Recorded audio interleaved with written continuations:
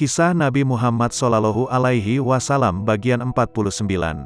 Abu Talib sakit keras. Beberapa bulan setelah piagam dihapus, Rasulullah kembali mengalami ujian besar. Kali ini bukan penyiksaan dari pihak lawan, melainkan berupa kehilangan orang yang beliau cintai.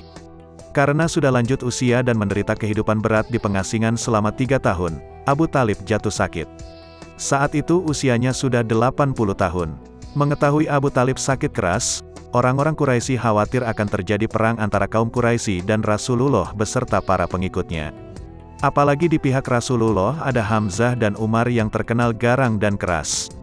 Selama ini, Abu Talib selalu bisa menjadi penengah kedua belah pihak. Para pemuka Quraisy menemui Abu Talib di pembaringan dan berkata, "Abu Talib, engkau adalah keluarga kami juga. Sekarang ini, keadaan antara kami dan kemenakanmu sudah sangat mencemaskan kami. Panggillah dia, kami dan dia akan saling memberi dan menerima. Biarlah dia dengan agamanya dan kami dengan agama kami pula." Rasulullah kemudian datang. Mengetahui maksud kedatangan mereka, Rasulullah bersabda, "Sepatah kata saja saya minta yang akan membuat mereka merajai semua orang Arab dan bukan Arab. Katakanlah, demi ayahmu," kata Abu Jahal, "10 kata sekalipun silahkan." Rasulullah bersabda, "Katakan, tidak ada Tuhan selain Allah dan tinggalkan segala penyembahan selain Allah." "Muhammad," seru mereka, "maksudmu Tuhan-Tuhan itu dijadikan satu saja?" Para pembesar Quraisy saling pandang dengan kecewa menghadapi keteguhan Rasulullah. "Pulanglah," kata mereka satu sama lain, "orang ini tidak akan memberikan apa-apa seperti yang kamu kehendaki. Pergilah kalian." Abu Talib wafat. Rasulullah duduk di sisi pembaringan pamannya. Dengan sedih, ditatapnya wajah bijaksana orang tua itu. Hati Rasulullah dipenuhi rasa duka, tidak hanya karena melihat sakit sebelum maut yang diderita Abu Talib, tetapi juga karena sampai saat itu, pamannya belum juga membuka hatinya kepada Islam. Rasulullah menggenggam tangan pamannya dengan lembut. Inilah Abu Talib yang dulu mengajaknya berdagang ke Syam karena tidak tega berpisah dengannya. Inilah pamannya yang dulu merawatnya penuh kasih sayang, bahkan mencintainya melebihi kecintaan kepada anak-anaknya sendiri. Inilah Abu Talib yang membuka jalan pertemuannya dengan Khadijah dan mendorongnya menjadi pemimpin kafilah dagang Khadijah. Inilah Abu Talib yang selalu menjadi pelindungnya sejak dirinya menjadi yatim sampai menjadi utusan Allah. Abu Talib membuka matanya yang sayu dan memandang Rasulullah. "Demi Allah, wahai anak saudaraku, aku tidak melihatmu menawarkan sesuatu yang berat kepada para pemuka kaummu." Sejenak timbul harapan Rasulullah akan keislaman pamannya itu. "Wahai pamanku, ucapkanlah satu kalimat maka dengan kalimat tersebut engkau berhak mendapat syafaatku pada hari kiamat." Akan tetapi, Abu Talib tetap enggan menerima ajakan tersebut. Kemudian wafatlah ia. Kini, hilang sudah seorang pelindung Rasulullah.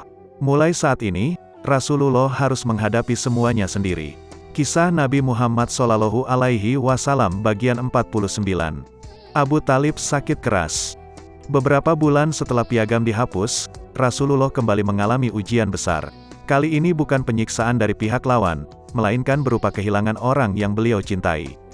Karena sudah lanjut usia dan menderita kehidupan berat di pengasingan selama 3 tahun, Abu Talib jatuh sakit. Saat itu usianya sudah 80 tahun. Mengetahui Abu Talib sakit keras, orang-orang Quraisy khawatir akan terjadi perang antara kaum Quraisy dan Rasulullah beserta para pengikutnya. Apalagi di pihak Rasulullah ada Hamzah dan Umar yang terkenal garang dan keras. Selama ini, Abu Talib selalu bisa menjadi penengah kedua belah pihak.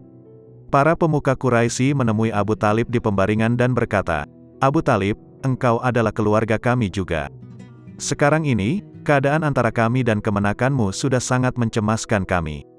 Panggillah dia, kami dan dia akan saling memberi dan menerima. Biarlah dia dengan agamanya dan kami dengan agama kami pula."